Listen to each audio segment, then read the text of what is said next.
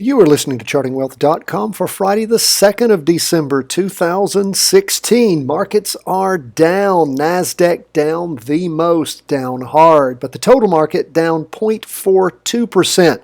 We don't have a crossover yet going down on our two-day chart. Our weekly chart is still in a confirmed uptrend, but we have breached seriously our two-day trend line, not all the way down to the weekly trend line yet.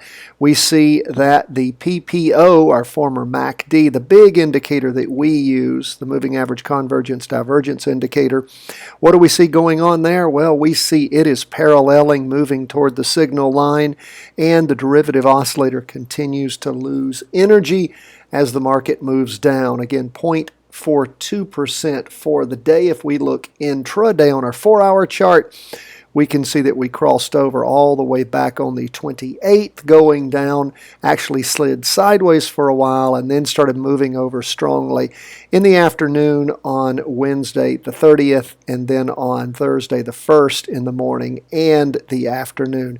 Continued to trundle down, pushing through the two-day trend line on the 4-hour chart.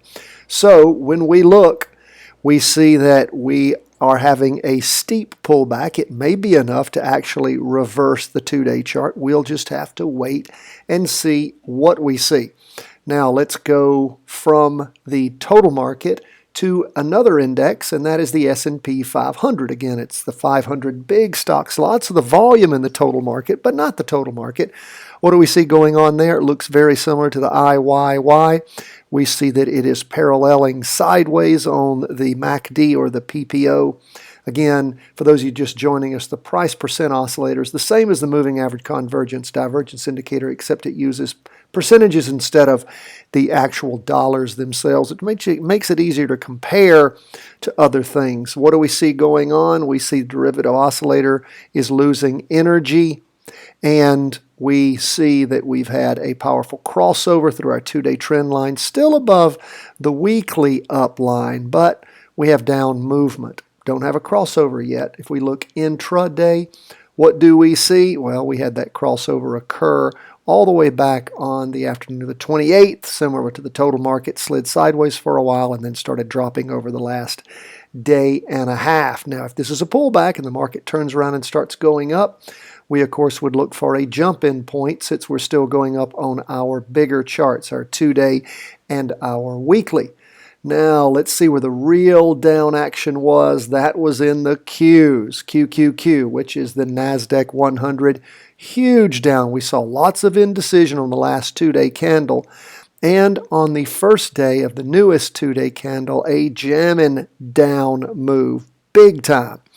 We're talking a huge candle down with an even longer wick, which means, of course, the bears are able to pull the market way, way down. The bulls were able to push it up so that it wasn't as bad a slaughter as it could have been, enough to even jack over in one day the two-day trend line, well, the two-day price percent oscillator. It's actually crossed over. It's our big indicator going down.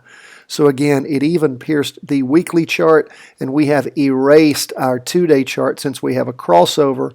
Our two-day trend line, since we have a crossover on the PPO. We've gotten rid of that.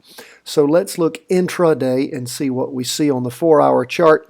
We, of course, saw that the NASDAQ crossed over going down on the 4-hour chart back on the morning of the 30th of November, and has continued to move down. 4 solid down moves representing 2 days of down moves, pierced the weekly indicator and blew through it in the morning on Thursday the 1st and continued moving down on the afternoon of Thursday the 1st of December. So this may be more than just a backup. In fact, it's already pierced and crossed over on the two-day chart. Now, the one thing to keep in mind is we only have the first candle drawn of the two-day. This could cross back over. We could see the PPO cross back over in the morning if the market recovers a little bit as far as the NASDAQ goes. But we now have a confirmed crossover going down. And again, What's good about that? Well, the market, remember what we've said over and over about the NASDAQ as to how schizophrenic it was? We had the weekly chart moving down, but the 2-day chart was moving up as far as our trend lines went. And we said it makes it difficult to trade because all things being equal, the market tends to move in the direction of the largest chart, which is the weekly, even though the 2-day was going up. Well, now we have a crossover going down, so everything is moving in the direction of the largest chart. And like we said, that's how the indexes tend to move.